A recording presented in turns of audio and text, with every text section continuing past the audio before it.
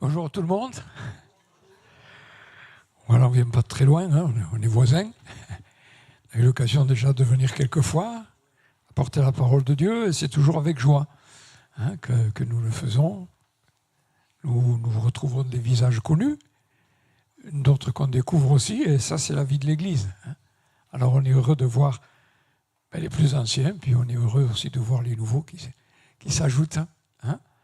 Dieu est vivant. On va ouvrir la parole de Dieu, bien sûr, sans plus tarder. Et ce matin, je citerai, nous ferons plusieurs lectures. C'est peut-être pas ce qu'on fait habituellement pendant les cultes, mais parce que j'ai, depuis quelque temps, une pensée qui est là sur mon cœur, que je voudrais partager avec vous. Et cette pensée, on va la trouver dans l'Épître aux Philippiens, au chapitre 2.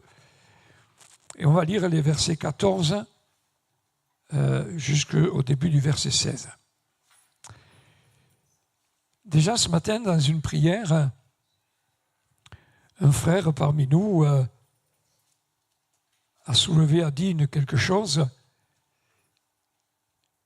en disant que l'Église, nous avons une mission, nous avons quelque chose, et nous avons besoin de la grâce de Dieu pour accomplir cette mission. Et puis, il y a eu une autre pensée aussi qui va confirmer, et qui a confirmé aussi en quelque sorte cette pensée qui est sur mon cœur, et que je vais partager ce matin donc avec vous. Dans l'Épître aux Philippiens, chapitre 2, verset 14. « Faites toutes choses sans murmure ni hésitation, afin que vous soyez irréprochables et purs, des enfants de Dieu irrépréhensibles au milieu d'une génération perverse et corrompue, parmi laquelle vous brillez comme des flambeaux dans le monde, portant la parole de vie. Amen. » Et ma pensée ce matin, c'est parmi laquelle vous brillez comme des flambeaux dans le monde.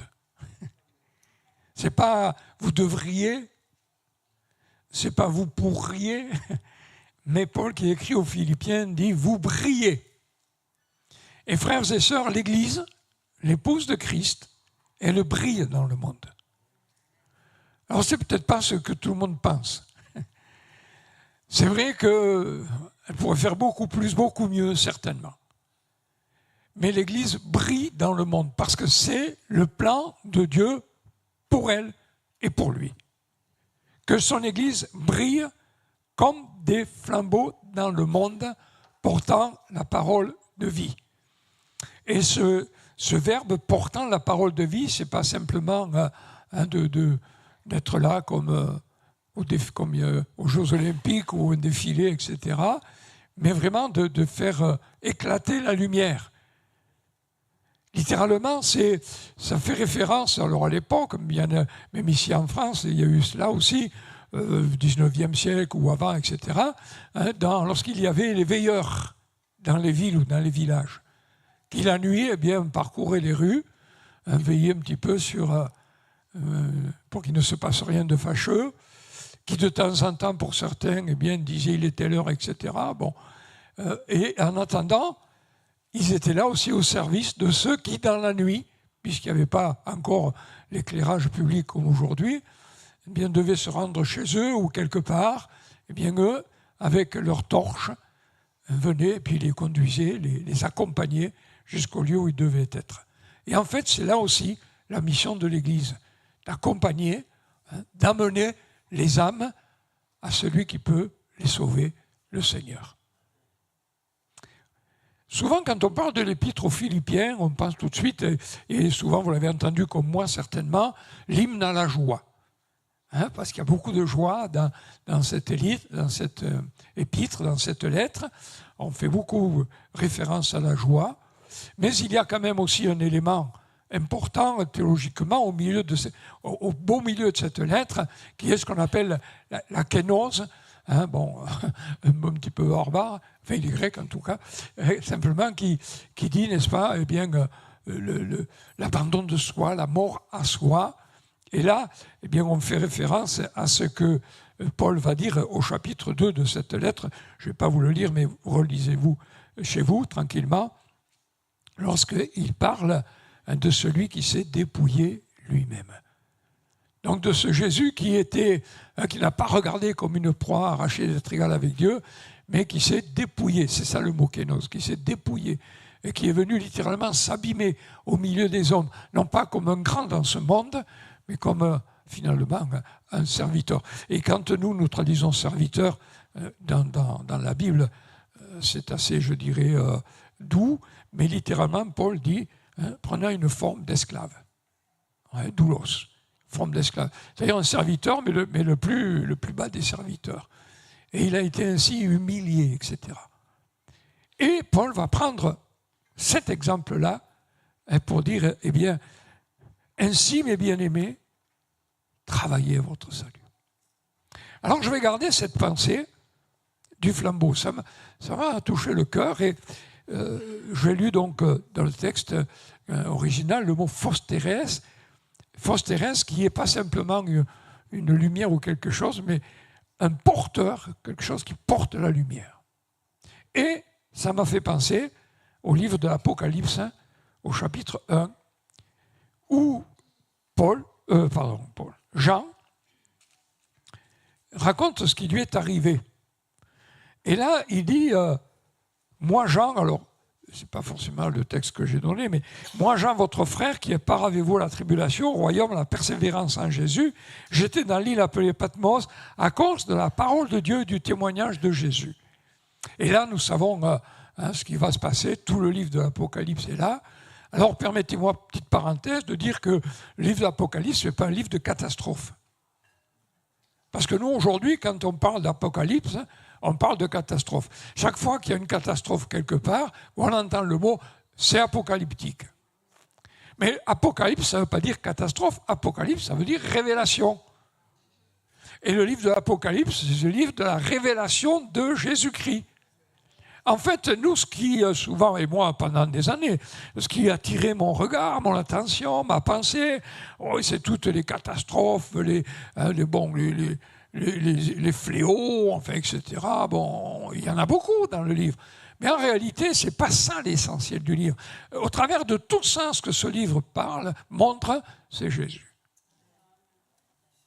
Et dans ce chapitre premier, il y a quelque chose qui est extraordinaire, c'est que Jean dit qu'il a été ravi en esprit au jour du Seigneur et qu'il entend derrière lui une voix forte, comme le son d'une trompette, qui lui disait « ce que tu vois, écris-le », etc., etc. Et puis verset 12, donc Apocalypse 1, 12, il dit « je me retournai pour connaître quelle était la voix qui me parlait ». Et il voulait savoir qui c'est qui parlait, lui. Et il dit, et après m'être retourné, je vis 7 chandeliers d'or. Et au milieu des 7 chandeliers, quelqu'un qui ressemblait littéralement, c'est au Fils de l'homme, vêtu d'une longue robe, il y a une ceinture d'or, etc., etc. Et si vous lisez la suite du texte, c'est je veux dire, un apparat extraordinaire. Mais lui ne connaissait pas, sous cette apparence-là, le Seigneur. Lui, celui qu'il avait connu, c'était celui qui s'était humilié. C'était le serviteur. Oh, il a reconnu en lui, bien sûr, le Seigneur, il le dira, bien sûr. Seigneur, à quel autre ayons-nous qu'à toi? Tu as les paroles de la vie éternelle. Bien sûr.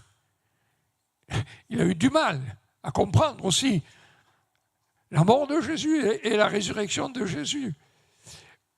Mais même quand Jésus est ressuscité, il est là, il le voit, il va être pendant 40 jours avec les disciples, etc. Mais il y a l'homme qui est là. Là où il l'a vu glorifié, transfiguré, c'est sur la montagne. C'est la seule fois. Mais tout le reste du temps, il a vu l'homme Jésus. Ressuscité, bien sûr, mais l'homme Jésus. Et là, il le reconnaît, il dit quelqu'un qui ressemblait au Fils de l'homme. Il ne dit pas c'est le Fils de l'homme glorifié, c'est quelqu'un qui ressemble au Fils de l'homme. Il y a des choses, bien sûr, il y a des traits qui lui permettent de dire c'est le Fils de l'homme, mais c'est plus celui-là que j'ai connu. Alors celui-là, vêtu d'une longue robe, une ceinture d'or sur la poitrine, etc. etc. C'est Dieu dans sa gloire. Le Fils de Dieu dans sa gloire. Mais ce que je veux dire, ce que je veux souligner, c'est ce qui est dit au verset 12. Après m'être retourné, je me retourne pour voir qui me parle, mais après m'être retourné, je vois 7 chandeliers d'or. C'est la première chose qu'il voit.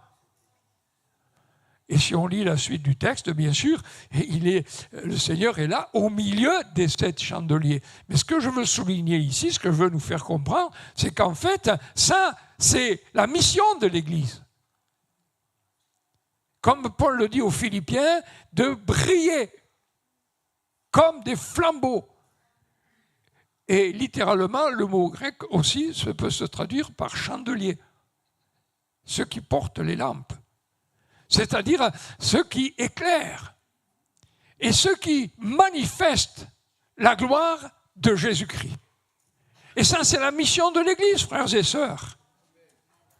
La mission de l'Église, ce n'est pas simplement de patienter, d'essayer de tenir bon jusqu'à ce que le Seigneur revienne, d'essayer de survivre au milieu des combats, au milieu malheureusement, dans notre monde, il y a les églises persécutées, etc. Mais la mission de l'Église, ce n'est pas que ça, évidemment, ce n'est pas ça. La mission de l'Église, c'est au milieu de tout ça, de briller comme des flambeaux, portant la gloire de Dieu. Manifestant la gloire de Dieu. Là, c'est ce qu'on voit. La première chose que Jean voit, ce sont les chandeliers. Et au milieu des chandeliers, alors le Fils de l'homme. Et il le voit dans toute sa gloire. Et à partir de là, il va avoir toute cette révélation. Et frères et sœurs, nous avons là, je le répète, la mission de l'Église. Mais les chandeliers par eux-mêmes ne peuvent pas produire de la lumière. Les 7 chandeliers sont là, et s'ils brûlent, je vais garder cette image, et s'il y a les flammes qui sont là pour éclairer, c'est parce que dans le chandelier, il y a de l'huile. À l'époque, il n'y avait pas des LED, hein. Il n'y avait pas d'électricité, il n'y avait pas des piles, il n'y avait rien. Et pour que le chandelier fasse de la lumière, il fallait remplir d'huile. Les lampes, on devait les remplir d'huile. Et ensuite, elles resplendissaient. Eh bien, frères et sœurs, ça m'a fait penser à quelque chose. Vous connaissez certainement cette parabole dans Matthieu 25. La parabole des 10 vierges. Hein, vous la connaissez? Alors, pour ceux qui ne la connaîtraient pas, eh bien, Jésus, dans une parabole, c'est-à-dire une comparaison qu'il fait avec des choses du quotidien pour qu'on comprenne ce qui est spirituel. Dans une parabole de Matthieu 25, Jésus raconte qu'il y a des noces qui sont faites et qui sont là maintenant prêtes, et que le fiancé, bon ça c'était pour l'époque, donc allait chez sa fiancée, chercher la fiancée, pour l'amener dans la maison, et ensuite avec les noces, etc. Et dans ce trajet, eh bien, il y avait une espèce de cortège, et on dirait aujourd'hui les demoiselles d'honneur. Donc elles étaient au nombre de 10, et elles avaient toutes des lampes. Et il est dit que 5 de ces vierges avaient pris de l'huile pour les lampes. Et les 5 autres, qui sont qualifiées de folles, n'avaient pas de réserve. Sauf que comme le fiancé tardait à venir, eh bien l'huile, elle s'est consommée. Et il est arrivé un moment où une trompette sonne et annonce que l'époux est là pour venir prendre la fiancée. Sauf que celle qui avait des réserves, elle avait toujours la lampe en train de brûler, d'éclairer, et les autres qui n'avaient pas de réserve, eh bien, elles n'éclairaient plus. Alors elles vont demander aux autres de les aider, de leur prêter un peu d'huile. Mais, bon, mais si on vous en donne, on n'en aura pas assez pour nous. Et du coup, quand on arrive là, devant la maison du fiancé, à l'introduction en quelque sorte de l'épouse et des demoiselles d'honneur, les 5 qui n'ont pas de lampe ne peuvent pas rentrer. Et quand je relisais à cela, je repensais au fait que nous sommes là, l'Église, pour briller. Pour briller comme des flambeaux. Mais pour briller comme des flambeaux, frères et sœurs, il faut que nous soyons remplis d'huile. OK? Vous ne voyez pas trop où je veux en venir, hein, je le sais. Mais il va venir où? On va y aller, ne vous inquiétez pas. Ne me lâchez pas. On a besoin d'être remplis d'huile. Et l'huile, vous savez très bien comme moi, dans la parole de Dieu, ce qu'elle représente. Elle représente quoi, l'huile? Le Saint-Esprit. Et j'en viens donc à dire que l'Église doit être remplie du Saint-Esprit. Pour briller dans ce monde. Pour briller comme un flambeau dans ce monde, l'Église doit être remplie du Saint-Esprit. Et quand je dis l'Église, c'est chacun d'entre nous, bien sûr. Rempli du Saint-Esprit. Parce que, frères et sœurs, qu'est-ce qui va, en quelque sorte, toucher le monde qui est autour de nous? Qu'est-ce qui va amener le monde à se tourner vers le Seigneur? Ce n'est pas la technologie. Bon, je n'ai rien contre la techno, on en a besoin, bien sûr. Sinon, on marcherait à pied encore. Mais on a besoin de technologie. C'est pas la question. Mais ce n'est pas ça qui va en quelque sorte faire que les gens vont se tourner vers Jésus. Parce que la technologie, mes amis, le monde est bien plus à même que nous. Je me rappelle un jour, petite anecdote, un frère qui me racontait que un jour dans l'église, ils avaient un concert, enfin bon. Et il y avait bien sûr beaucoup de nouveaux. Et le concert a été, bon, pour lui, il me dit, c'était magnifique. Alors bien sûr, il y a eu toujours l'annonce de la parole de Dieu, de l'Évangile. Et puis à la sortie, donc avec quelques frères, le pasteur, les anciens, sont là saluant les gens, etc. Et à un moment donné, ils ont reconnu un DJ. Alors ils ont dit, tu te rends compte, il y a un DJ. Il y a un DJ. Et à la sortie, bon, ils saluent le DJ. Alors, comment vous avez trouvé? Est-ce que c'était bien? Vous avez trouvé bien? Et le gars, il dit, écoutez, oui. Mais moi, quand je viens dans une église, c'est pas pour la technique, c'est pas pour la musique. Quand je viens dans une église, c'est pour y rencontrer le Seigneur. Waouh! Vous voyez, frères et sœurs, j'ai rien ni contre. C'est parce que je suis en train de... Attention, on n'allait pas dire à Joël, le pasteur, tu vois, le frère, il nous a... Non. J'ai rien contre ça, c'est pas ça. Et ce qui va toucher le monde, frères et sœurs, c'est si nous brillons comme des flambeaux. C'est quand l'Église est remplie du Saint-Esprit. Vous savez... Bon, je le dis quand même. Frères et sœurs, on peut avoir les meilleurs orateurs, on peut avoir les meilleurs techniciens, les meilleures techniques, la meilleure musique, etc., etc. Tant mieux, ils vont mieux ça que rien du tout, je suis d'accord, tant mieux. Mais le monde a besoin de voir plus que ça. Le monde a besoin de voir plus que ça. Le monde a besoin de voir Christ. Vous savez, quand on dit à quelqu'un, viens à l'église, l'image de l'église, tout de suite là, quand on est l'église, l'image de l'église. Combien de fois on m'a dit, non, moi l'église. Mais Jésus, c'est autre chose. Et ce que le monde a besoin de voir, c'est Christ. Mais comment le monde peut-il voir Christ? Bien sûr, je sais que Jésus apparaît. Il y a quantité de musulmans qui se convertissent, et notamment des imams, parce qu'ils ont une vision de Jésus. Mais si je demande ici combien ont eu la vision de Jésus comme Jean? Moi, je ne l'ai pas eu. Je ne sais pas s'il y en a eu. Voilà, alors. La pour de bon, elle est avec. Vous voyez? Finalement, combien d'entre nous? Mes frères et sœurs, qui c'est qui va montrer Jésus au monde? C'est son corps.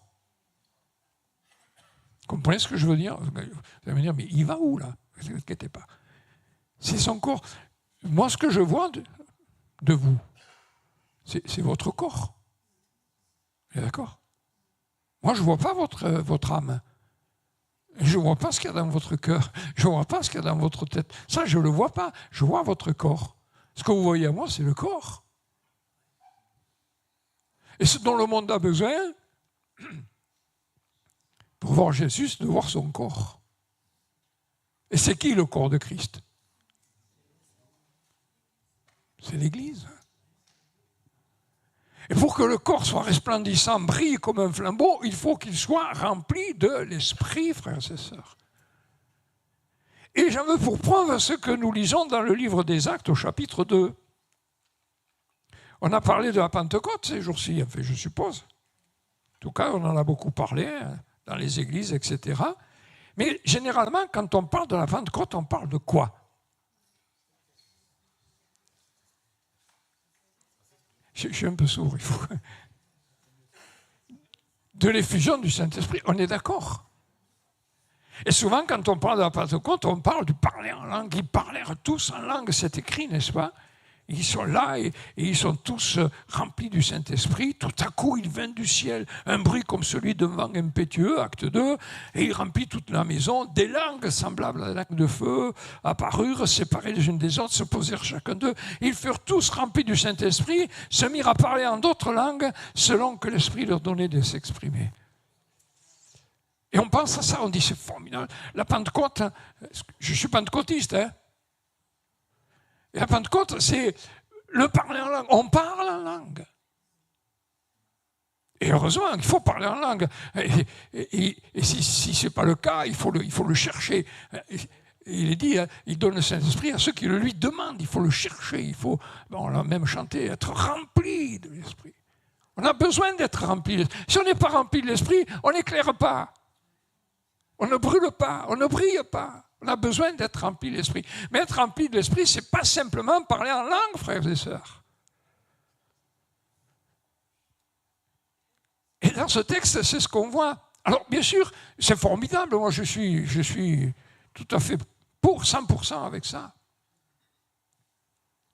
Il y a des milliers de gens à Jérusalem, et on peut dire des dizaines de milliers. Des milliers de gens. La preuve, c'est que ce jour-là,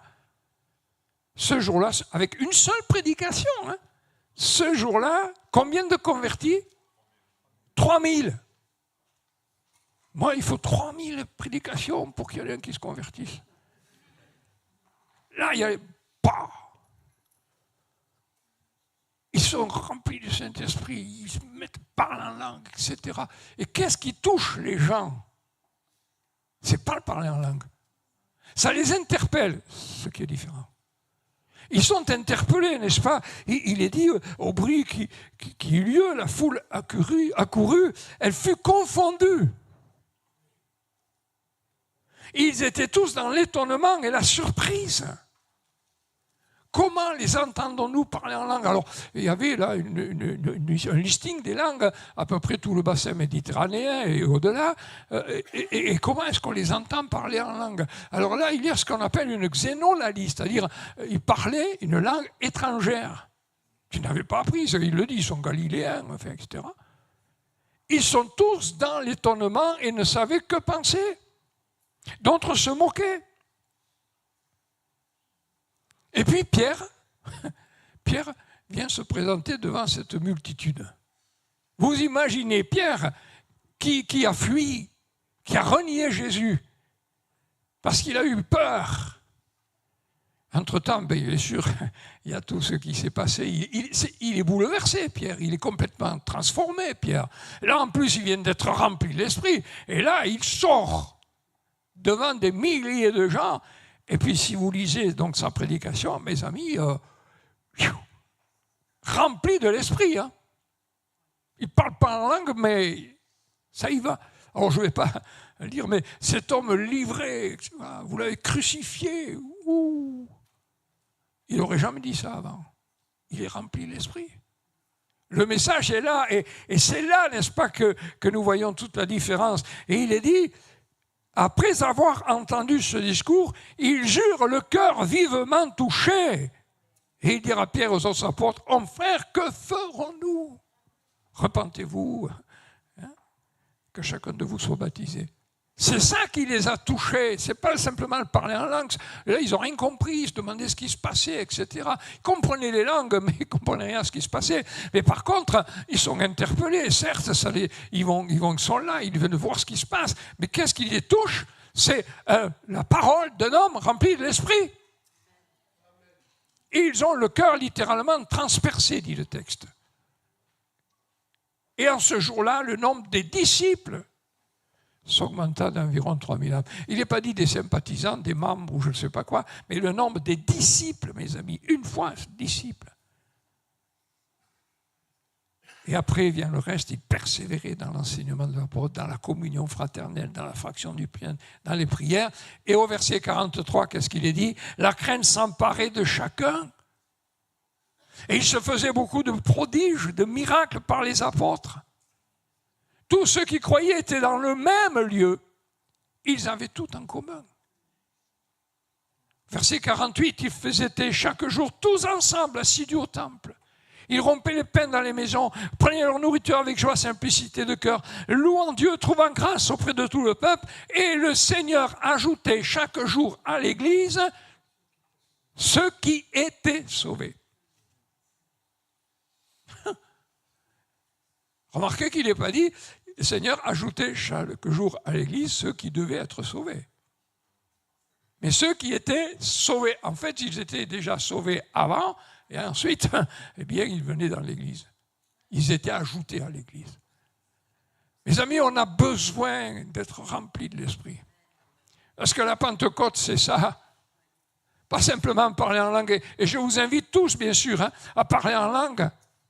Parce que, vous voyez, maintenant, bon, je suis à la retraite, je suis itinérant, je vais un peu de partout, en France et au-delà.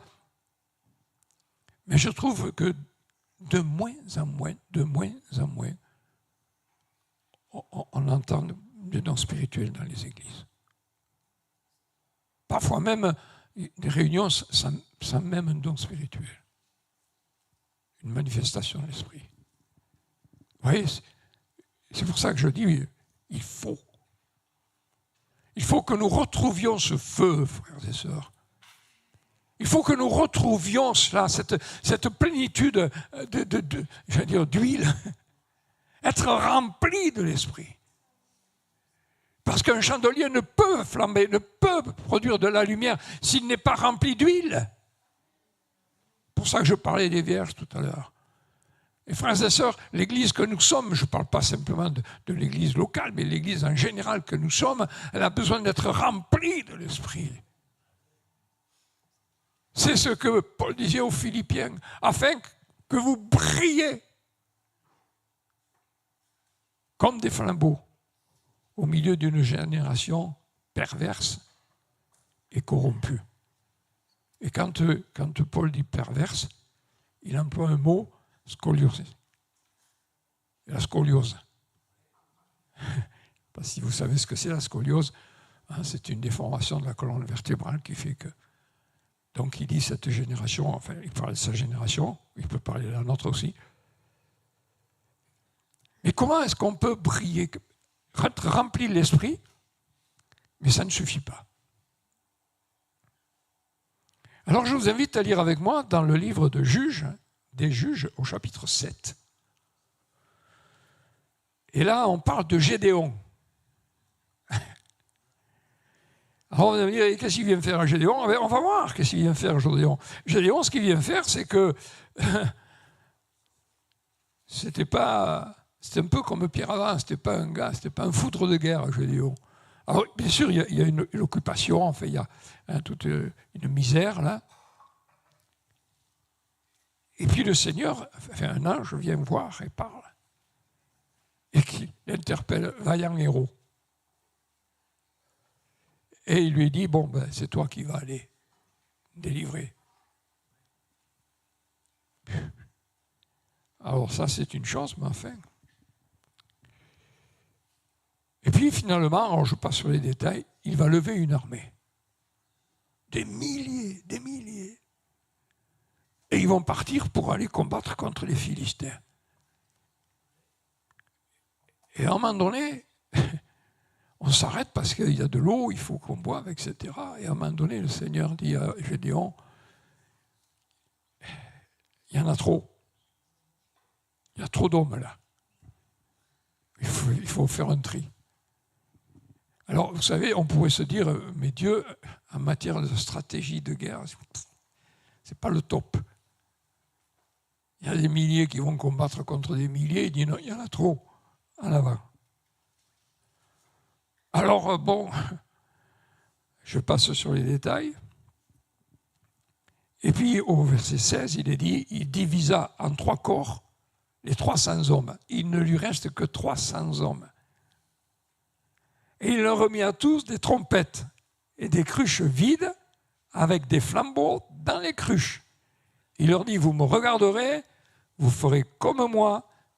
Dès que j'aborderai le camp, vous ferez ce que je ferai. Et quand je sonnerai de la trompette, moi et tous ceux qui seront avec moi, vous sonnerez aussi de la trompette tout autour du camp et vous direz, pour l'Éternel et pour Gédéon. On se retrouve avec 300 hommes contre des milliers, avec pour armes des trompettes et des cruches.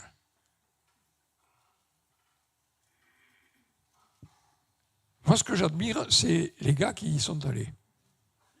Parce que me connaissant, j'aurais dit, écoute, j'ai dit, oh, super, t'es sympa, je t'aime bien, tout ce que tu veux, jusque-là, ça a été top. Mais moi, j'ai pas envie de me faire couper en morceaux. Alors, excuse-moi, ça en aura un de moins. Mais non. Ce qui se passe après, verset 19, Gédéon et les 100 hommes qui étaient avec lui arrivèrent aux abords du camp, au commencement de la veille du milieu, comme on venait de placer les gardes. Ils sonnèrent de la trompette et brisèrent les cruches qu'ils avaient à la main. Les 3 corps sonnèrent de la trompette, brisèrent les cruches. Ils saisirent de la main gauche les flambeaux, de la main droite les trompettes pour sonner. Ils s'écrièrent « Épée pour l'Éternel et pour Gédéon ». Et en fait, grosse panique dans le camp ennemi, ils s'entretuent. Enfin bon, c'est la victoire et la délivrance. Qu'est-ce qui a fait que la lumière a jailli? Parce qu'on a brisé les cruches. Il y avait les flambeaux dans les cruches, mais il n'y avait pas la lumière. Mais pour qu'il y ait la lumière, eh bien, il a fallu que les cruches soient brisées. Je ne sais pas si vous voyez où je veux en venir. Il faut être rempli de l'esprit, mais ça ne suffira pas. Parce que tant que nous ne sommes pas morts à nous-mêmes, tant que nous ne sommes pas brisés, ça je sais que ce n'est pas le message qu'on aimerait entendre. Mais c'est le message de la parole de Dieu. C'est ce que l'on voit tout au long de la parole de Dieu. C'est toujours au travers des brisements que finalement le Seigneur amène la victoire. Il faut être rempli de l'esprit pour supporter un brisement.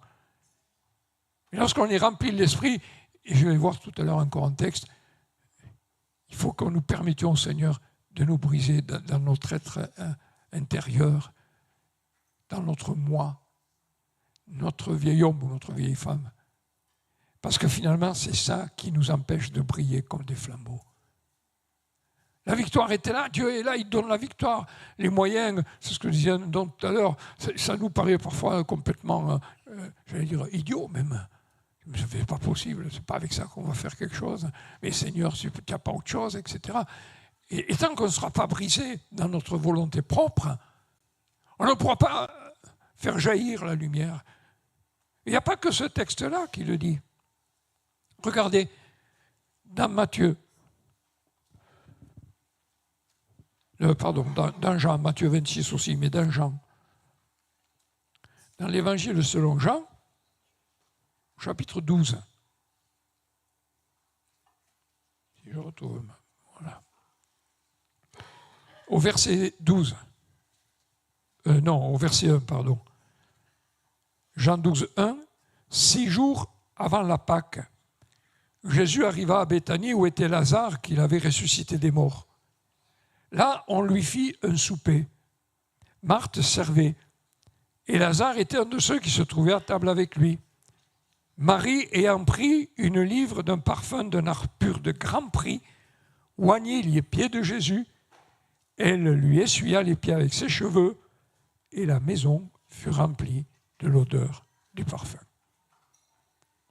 Le parfum, il était dans le vase. Et il est dit un parfum d'un grand prix.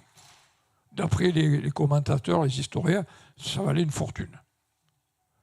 Donc c'était une réserve, peut-être, je ne sais pas, pour la retraite, je n'en sais pas. Enfin, elle avait cette réserve. Et là, maintenant, Jésus est là. Et Marie, elle a une adoration très forte pour Jésus. Elle veut honorer Jésus. Dans un autre texte, il le dit, elle l'a fait pour ma sépulture. Elle veut honorer Jésus. Et il y a ce parfum qui est dans ce vase. Mais excusez-moi de dire, mais ce parfum dans le vase, il ne sent rien du tout. Un parfum, vous pouvez mettre je ne sais rien, dans un flacon, il ne sent rien du tout. Pour qu'il sente, il faut le faire sortir. C'est quand j'appuie sur le petit truc, que le parfum. Et là, il nous a dit qu'elle a brisé le parfum. Et quand elle a brisé le vase, quand elle a brisé le vase, la maison fut remplie de l'odeur du parfum. La lumière a jailli quand les vases ont été brisés, excusez-moi. Là, le parfum a jailli quand le vase a été brisé. La parole de Dieu dit, notamment Paul dit que nous sommes un parfum, le parfum de Christ. Aux uns un parfum de vie, aux autres un parfum de mort, selon le choix que chacun fera. Mais pour que le parfum jaillisse et donne toute sa fragrance, il faut que le vase soit brisé. Il faut que le contenant soit brisé. Et je n'invente rien. Regardez ce que dit Paul dans la 2e aux Corinthiens, chapitre 4, verset 6. Car Dieu qui a dit « La lumière brillera du sein des ténèbres » a fait briller la lumière dans nos cœurs pour faire resplendir la connaissance de la gloire de Dieu sur la face de Christ. Relisez bien.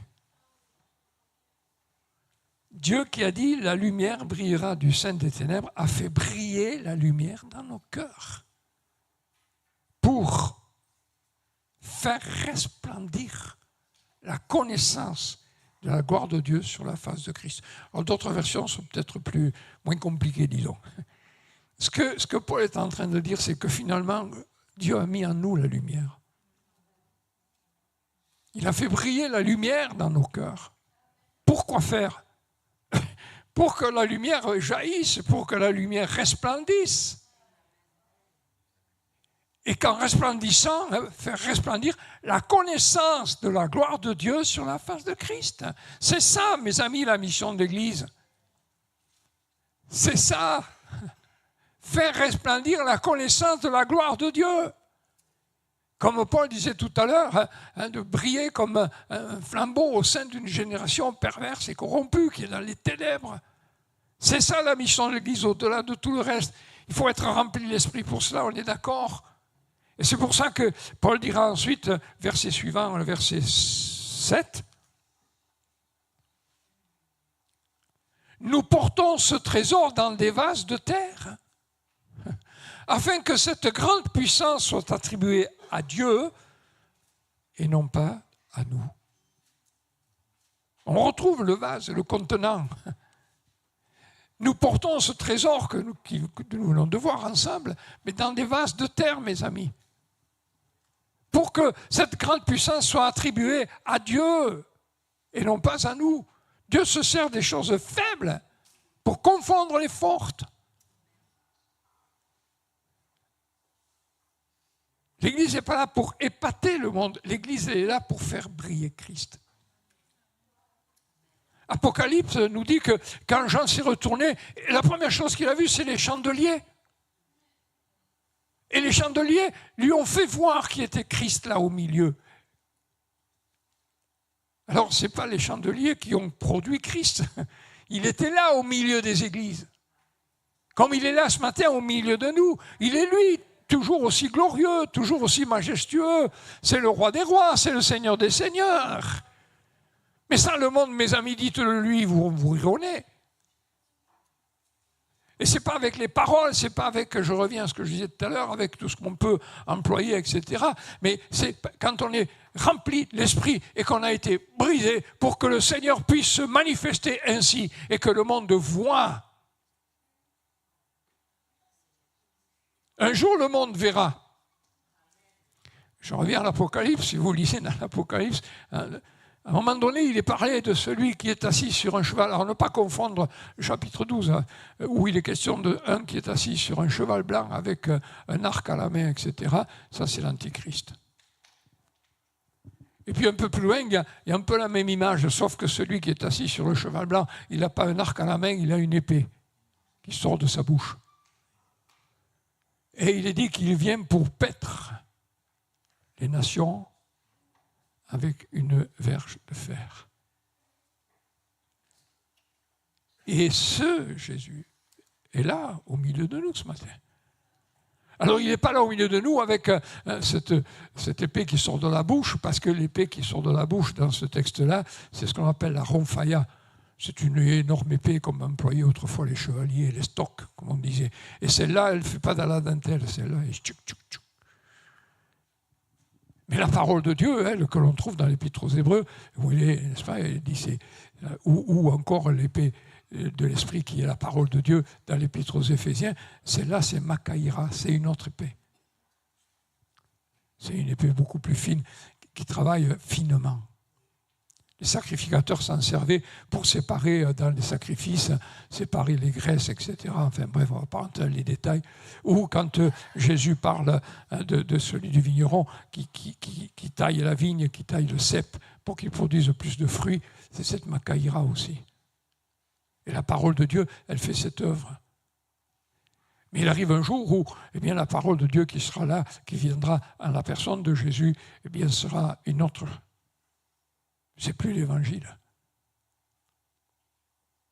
Mes frères et sœurs, ce Jésus, ce Seigneur, il est là au milieu de nous.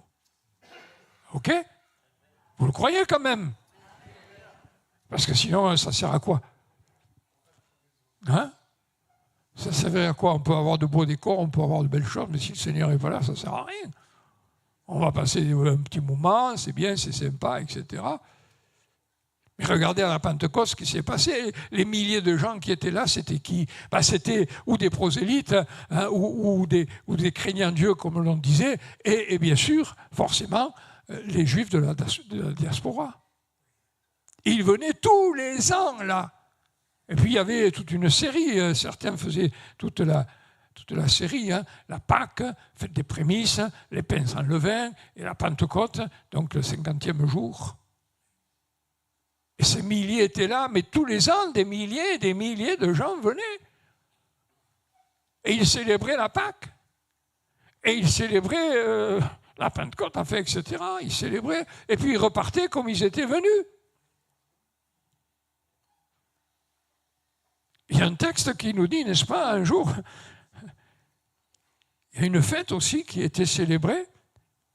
Et à cette fête-là, en fait, on se rappelait ce qui s'était produit dans le désert, quand Moïse avait frappé le bâton et que le rocher avait fait jaillir de l'eau et que le peuple avait pu enfin se désaltérer. Et pour rappeler cela, pour célébrer cela, dans cette fête, eh bien, il y avait bien sûr les sacrifices qui étaient offerts, mais le souverain sacrificateur prenait une cruche d'or et descendait depuis le temple jusqu'au réservoir de Siloé. Il remplissait la cruche, il revenait, il montait, il versait cette eau-là sur l'autel et les alentours pour rappeler tout ce qui se passait. Et il le faisait 7 fois. Et tous les ans, la même cérémonie. Et un jour, au milieu de cette foule qui était là, toujours pareil, une immense foule, se fait entendre une voix. Et à l'époque, il n'y avait pas les micros, il n'y avait rien de tout ça. Et il fallait vraiment une grande voix. Si quelqu'un a soif, qu'il vienne à moi et qu'il boive. Et des fleuves d'eau vive couleront de son sein. Et Jean dit, il parlait du Saint-Esprit. C'est Jésus. C'est Jésus qui, ce jour-là, au milieu de cette fête, se met à crier. Si quelqu'un a soif, qu'il vienne à moi. C'est pas ça. C'est pas d'aller descendre tous les ans chercher de l'eau. C'est pas ça qui va désaltérer le cœur. Et frères et sœurs, imaginez que le Seigneur ne soit pas là au milieu de nous. On pourrait revenir. On partirait comme on serait venu. Non? C'est pas d'accord. C'est pas grave.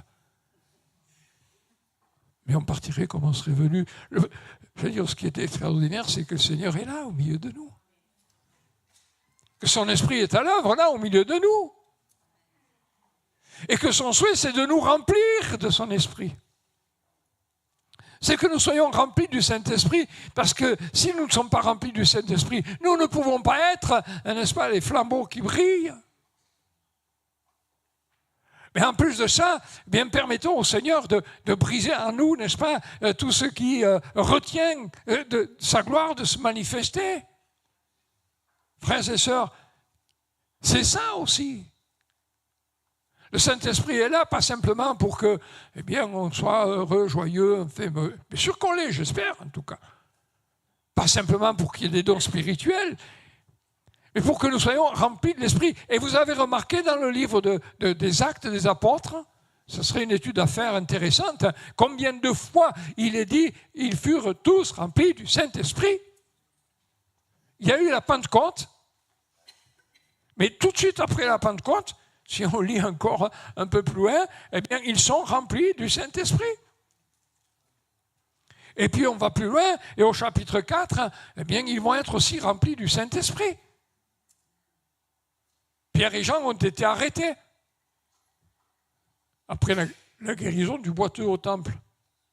Et là, regardez le boiteux au temple. Vous avez vu cet homme-là qui est depuis une quarantaine d'années, 38 ans je crois, qui est là à la porte, la belle du temple. Tous les jours. Et ce jour-là, eh bien, Pierre et Jean passent. Et il pensait, il nous a dit qu'il croyait recevoir quelque chose d'eux. Et Pierre lui dit quelque chose, il dit, écoute, on n'a ni argent ni or. Mais ce qu'on a, ce que j'ai, je te le donne. Lève-toi, il le prend par la main, lève-toi, et marche. Et le gars marche. Et ça, c'est déjà un miracle, le fait qu'il marche. Mais c'est un miracle parce qu'il marche après 38 ans, je ne sais même pas quel âge il pouvait avoir, peut-être toute sa vie. Au moment où on lui dit marche, il marche. Et ça, c'est un deuxième miracle, parce que je ne sais pas si parmi nous, il y en a qui ont été immobilisés pendant quelque temps à cause d'une opération ou autre. Ouais, il faut une rééducation derrière. Il faut un kiné, il faut, etc. Ouais. Et lui, au bout de 40 ans, il se lève et il marche, ouais. Et puis, il ne va pas fêter ça au bar du coin avec les collègues. Il rentre dans le temple. Et vous vous rappelez ce qu'il est dit? Marchant, sautant et louant Dieu. Alors, dites donc, dans le temple, là, parce que ce n'est pas l'endroit où on saute, on loue Dieu, d'accord, mais encore doucement, il ne faut pas bousculer. On ne se promène pas dans le temple. On ne fait pas comme moi sur l'estrade. On ne se promène pas sur le temple. On ne saute pas dans le temple. Seulement quand on a été béni comme il vient de l'être, quand sa vie a été transformée par la puissance de Dieu comme elle vient de l'être. Mes amis, qu'est-ce que vous voulez faire? Vous voulez le tenir comme ça là pour qu'il se taise? C'est impossible. Et rappelez-vous ce que Jésus avait dit à ceux qui voulaient faire taire la foule quand ils rentrent à Jérusalem. Mais s'ils se taisent, les pierres crieront. Et voyez, mes amis, c'est ça la Pentecôte aussi. Il y a les miracles, les signes, etc. Mais il y a aussi les difficultés derrière. Pierre et Jean sont... Il faut que j'arrête là. Mais Pierre et Jean, derrière, ils sont emprisonnés. On les prend. Et ils se retrouvent devant. Alors, si on regarde bien, avec le nombre de temps, le temps que ça a fait, entre le jugement de Jésus et celui de Pierre et Jean, ça ne fait pas beaucoup. Peut-être 2 mois. Et il se retrouve devant ce même tribunal. Devant le tribunal qui a condamné Jésus. Et Pierre, lui, est là devant ce même tribunal. Sauf que, comme je le disais tout à l'heure, ça a changé pour lui. Il est rempli du Saint-Esprit. Et là, il leur dit, mais vous avez crucifié le Fils de Dieu. Et il nous a dit qu'il ne savait pas quoi faire. Il les avait reconnus, il les reconnaissait pour avoir été avec Jésus. Parce que la façon dont il parlait. Et puis, il dit, qu'est-ce qu'on fait si on fait attention, parce que tout le monde sait ce qui s'est passé, ça va nous retomber dessus. On ne peut rien faire. Et il nous a dit, et en plus, il y avait là celui qui avait été guéri. Mais dites-moi dans le texte, il n'est pas dit que cet homme avait été arrêté. C'est Pierre et Jean qui ont été arrêtés. Et le gars qui a été miraculé, eh bien lui, il est allé avec eux. Alors, je vous répète ce que j'ai dit tout à l'heure, me connaissant, moi, lui, il y est allé. Ça change tout, mes amis, ça change tout. J'allais dire, c'est un 3e miracle pour lui. Il est là. Et du coup, les gens disent, oui, mais bon, s'il est là, on ne peut rien faire. Alors, qu'est-ce qu'on fait? On va leur tirer les oreilles, on va leur dire, bon, on ne veut plus que vous parliez. Il a dit, ben, Pierre, il faut obéir à Dieu plus qu'aux hommes. Et de là, ils s'en vont, ils rentrent, ils vont d'ailleurs vers les leurs. Moi, j'aime ça.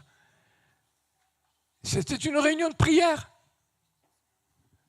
Ils étaient rassemblés, ils étaient en train de prier. Ils viennent, ils racontent ce qui leur est arrivé. Et ils se mettent à prier. Mais ça, alors, mes amis, c'est quelque chose d'extraordinaire, cette prière. C'est quelque chose qui touche. Je vous dis simplement 2-3 choses. Lorsqu'ils l'eurent entendu, ils élevèrent à Dieu la voix, tous ensemble, encore une fois. Seigneur, toi qui as fait le ciel, la terre, la mer, tout ce qui s'y trouve, c'est toi qui as dit par le Saint-Esprit, par la bouche de notre Père, ton serviteur David, etc., etc.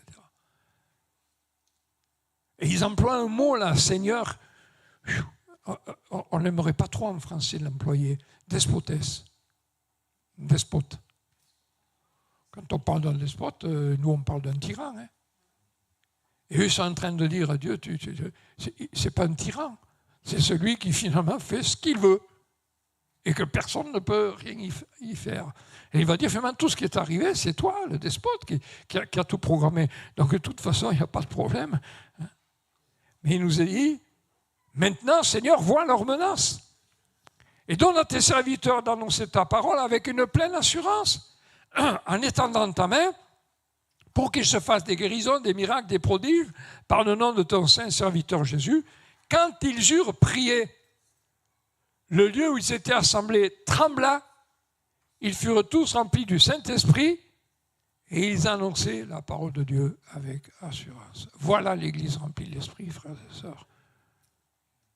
Et encore une fois, la multitude de ceux qui n'étaient qu'un cœur, etc., etc.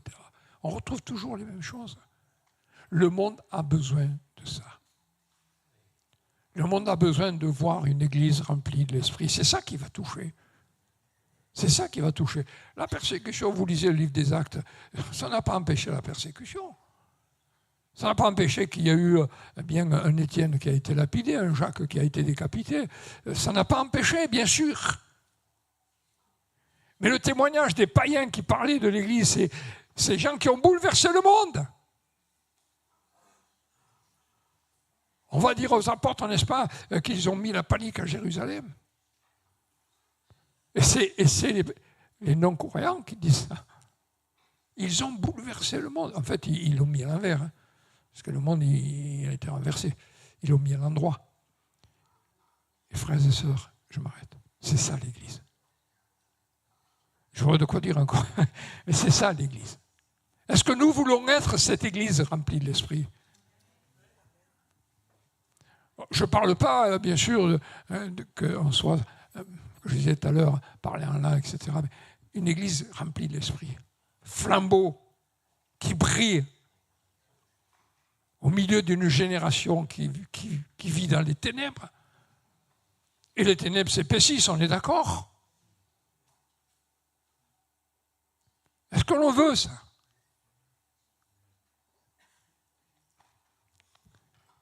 Je ne peux pas répondre à votre place. Merci frère. C'est ce que nous voulons. C'est ce que Dieu veut.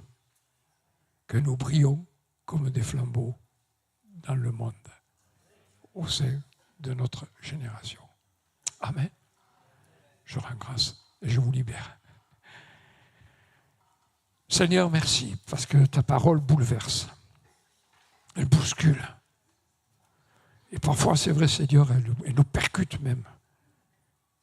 Et je te bénis de l'avoir fait pour moi, Seigneur. Mais, Seigneur, mon désir, c'est que nous réalisions que ce que tu veux que nous soyons, c'est ce flambeau qui brille au sein de notre génération.